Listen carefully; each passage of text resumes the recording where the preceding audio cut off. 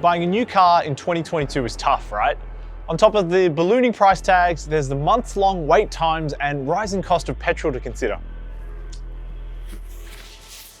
It's all enough to make me want to catch the bus. Almost. This is the brand new 2022 Honda HR-V, and it aims to address at least two of those concerns. And that's because this new generation HR-V has a hybrid powertrain, the first time it's been made available in Australia. And it also is available with one standardized price across the country. You do still have to wait a few months for this hybrid version though, so don't put your bus pass away just yet. And as always, we've broken this video up into handy little chapters, so you can use the time codes found on your screen now to jump ahead to the section that interests you the most. And if you're watching on YouTube, and the stats tell me that you are, you can use the chapter markers down below to make life even easier. We've also reviewed hundreds of other cars, including rivals to the new HR-V, the Toyota CHR and Kia Niro, so be sure to hit like, subscribe, and that bell notification icon to stay on top of all our latest content. Honda Australia has gone through a little bit of a transformation in recent years, but the biggest thing you need to know is that the brand has now standardized pricing for its entire range across the country. It aims to bring a little bit more transparency into the new car buying process, but with all prices now being drive away, it does mean you'll probably be spending a little bit more than you expect for a new Honda. You might be shocked to see the new generation HR-V kicks off with a VIX grade for $36,700 drive away, while this EHEVL I have with me here is $45,000. Ouch. Keep in mind though that these are drive away no more to pay prices, whereas its rivals like the Toyota CHR, Mazda CX-30 and Kia Niro that all started around $30,000 are quoted before on-road costs. Once you do the math, you'll find the cost of all these small SUVs to be surprisingly close. Honda Australia has tried to offset the increased pricing with a boatload of equipment though, with standard features that include automatic headlights, 18-inch alloy wheels, fabric interior, LED daytime running lights, rear privacy glass, push-button start, and a 7-inch driver display. Handling multimedia duties is a 9-inch touchscreen that allows for wireless Apple CarPlay. Unfortunately for Android users like myself, you'll need a cable to get Android Auto to work. The multimedia setup in the base car also features satellite navigation, but only 4 speakers littered throughout the cabin. Stepping up to the more expensive EHEVL, net buyers a powered tailgate, heated steering wheel, leather accented cabin, automatic wipers, heated front seats, dual zone climate control, active cornering lights, and an extra 2 speakers to better pump out the tunes. Of course, it's the hybrid powertrain that also makes this HR-V jump up so much in price, but I'll cover that in more detail soon.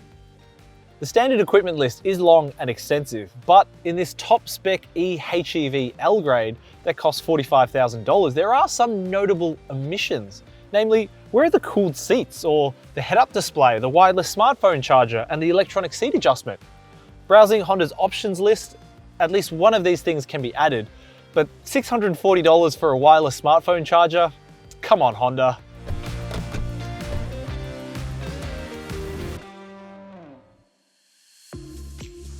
Close your eyes for a second and try to think about the best looking Hondas of all time. Chances are pictures of the first generation NSX, S2000, or maybe even the 2-door Integra come to mind. And while this new 2022 HR-V doesn't quite match Honda in the 90s, it is a significant step up over the car that it replaces. Gone is the slightly derivative styling and pudgy proportions of the old car, replaced with bodywork that's a bit more muscular, taut, and confident. I particularly like the new body-colored front grille, which combines with the sleek headlights to give the HR-V a really futuristic look. From the side, you'll notice that this new HR-V, like the car before it, features hidden rear door handles, which pays tribute to the first generation car that was offered in a 3-door body style. And the long bonnet, short overhangs, and sloping window line really give this Honda athletic proportions. But I particularly like the 18-inch wheels, which fill out the arch as well and feature a pretty unique and interesting design. The rear end of the HR-V features the latest automotive design trend of having connected tail lights. But the relatively flat boot lid and clean aesthetic overall combine to really give it a modern look and feel. There's also a rear boot lid spoiler and a contrasting rear kick plate, just to kind of break things up a little bit and keep it a bit interesting. Inside, the HR-V adopts a much cleaner aesthetic overall, much like its Civic sibling, centered on a large 9-inch central multimedia touchscreen system. And look, a physical volume knob to make things easier to adjust while on the move. There are some cool design touches here too, like air vent switches with settings for open, close, and diffuse, and touch-operated roof lights. The best part of the interior, however, is the fit, finish, and feel. All the touch points are soft and there's just a solid weight to everything. I don't think it's a coincidence that all new Australian HR-Vs are now sourced from Japan. To me, the new HR-V is an absolute stunner. And between this and the new generation Civic, it seems like Honda's really rediscovered its design mojo. But let me know what you think. Do you think this is better looking than a Toyota CHR, a Mazda CX-30 and a Kia Niro? Leave a comment down below.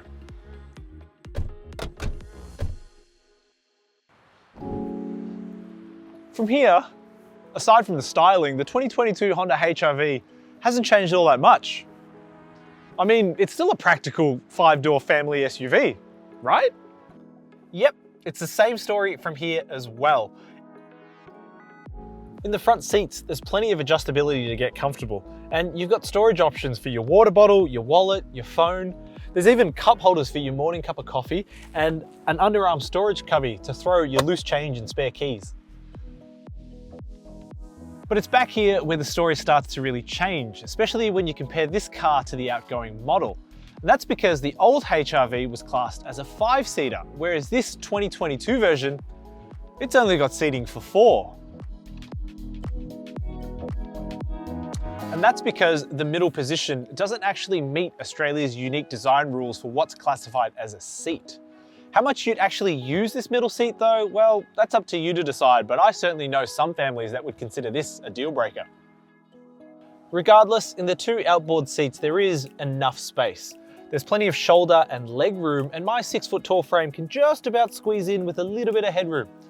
You've got storage options that include a cup holder in the door, you've got rear seat air vents, a little storage cubby down there, back seat map pockets with a smartphone sling, and being a 4-seater, it means you get a full-time armrest. Opening the boot reveals a space that's big enough to swallow just 304 litres, which can be expanded to 1,274 litres by folding down the second row. This makes the 2022 HR-V's boot smaller than the outgoing model, which could accommodate about 100 to 130 litres more, and even smaller than rivals like the Toyota CHR and Mazda CX-30. In fact, so small is the new HR-V's boot, it's even smaller than the Jazz Light hatchback that was discontinued in 2020. But one saving grace is the inclusion of Honda's versatile Magic seats, which allows you to fold up the base of the rear seats to accommodate taller objects like houseplants. At the time of filming, Honda's new HR-V is yet to be tested by ANCAP, but Euro NCAP has handed it a 4-star crash test rating. Each 3rd generation HR-V comes fitted as standard with Honda's sensing suite of driver assist technologies. For the full breakdown on what this entails, check out the full written review at carsguide.com.au, but key highlights include autonomous emergency braking, forward collision warning, adaptive cruise control, a reversing camera, and lane departure warning.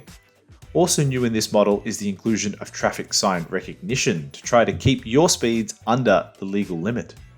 However, buyers will need to step up to the eHEV grade for rear cross traffic alert and blind spot monitoring, 2 features which I think should really be included across the range, especially because some rivals like the Mazda CX-30 and Toyota CHR include them as standard. While scoring a respectable 82% in the adult occupant protection test, the HR-V scored less in the child occupant, vulnerable road user, and safety assist categories. While a 4-star rating certainly doesn't make the new HR-V unsafe for you and your family, it does lag behind the 5-star safety of rivals like the CX-30 and CHR. Under the bonnet of this Honda HR-V eHEV-L, you'll find a 1.5 litre 4-cylinder petrol engine, but Honda has also included 2 electric motors to make this setup a hybrid. Punching out 96 kilowatts of power and 253 newton meters of torque, this HR-V is competitive against its rivals for potency. But the bigger advantage of this hybrid setup is in its frugal fuel consumption. Meanwhile, the VIX forgoes the electric motors and is powered exclusively by a 1.5 litre 4-cylinder petrol engine. The entry-level HR-V manages to muster up 89 kilowatts of power and 145 newton meters of torque. And if that sounds a little underpowered, it's because it is. Compared to rivals like the CHR and CX-30, the cheapest HR-V is down on power and torque, as all its competitors make use of a larger engine or a turbocharger for a bit more grunt. Whichever HR-V engine you end up with, both are paired to a continuously variable transmission that sends drive to the front wheels.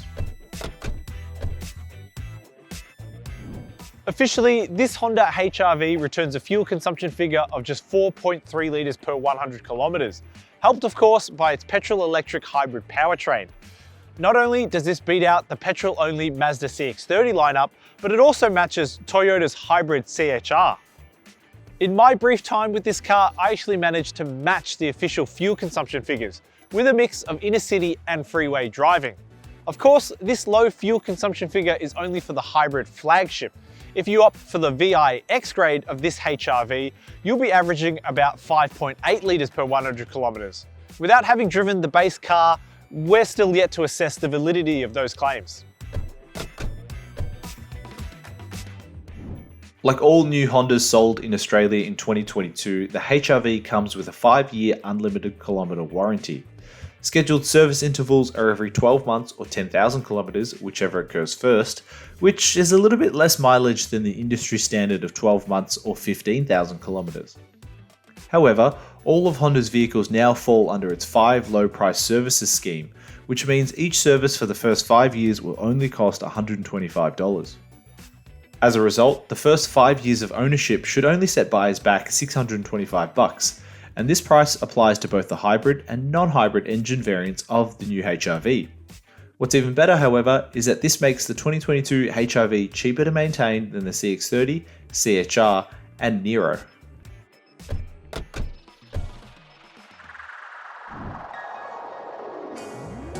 How do you think a small SUV should drive on the road?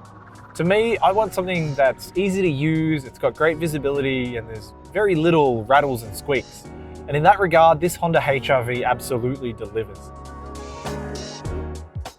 Let's start with the powertrain, because on paper, it might not seem like the HR-V eHEV-L has that much to offer, but in reality, there's actually plenty of gusto to get you off the line pretty briskly. Now, don't get me wrong, you're not going to blow away any hot hatches or even turbocharged rivals in the same segment, but accelerating up to 60 kilometers an hour is not a test of your patience. This hybrid powertrain is also a pretty smart one, and it can switch between 3 different driving modes: EV, hybrid, and petrol engine. And it does so on its own accord. You don't have to press a single button to switch it over. It just picks the right drive mode for the right situation. The switch over from EV to petrol power is also a smooth one. There's no jerkiness or clunkiness here, and it all just works exactly how and when you want it to. And the CVT in this Honda HR-V does a fairly decent job. For the most part, it sort of just fades into the background, which is a really good thing. Now, if you flat-foot it or accelerate really hard, the revs can build and it gets a bit harsh and thrashy, but for most inner city trips, it's actually quite pleasant. The steering is also really nicely weighted, and there's a tangible connection between the wheel and what's happening underneath, which is a pretty rare thing for this class of car.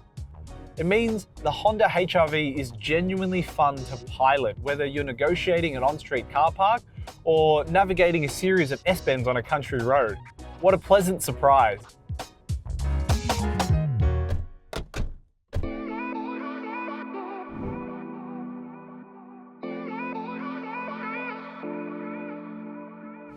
You could look at the 2022 HR-V and think that Honda has taken a step back. After all, the boot's smaller, you get one less seat in the second row, and prices at first glance have shot up. But take a closer look, especially at this top spec eHEV L grade, and you'll see that Honda has delivered a genuine rival to the Toyotas, the Mazdas and the Kias that dominate the small SUV space. It's got handsome styling, its hybrid powertrain is miserly on fuel, and it's genuinely fun to drive. One thing's for sure though, this Honda HR-V beats taking the bus any day of the week.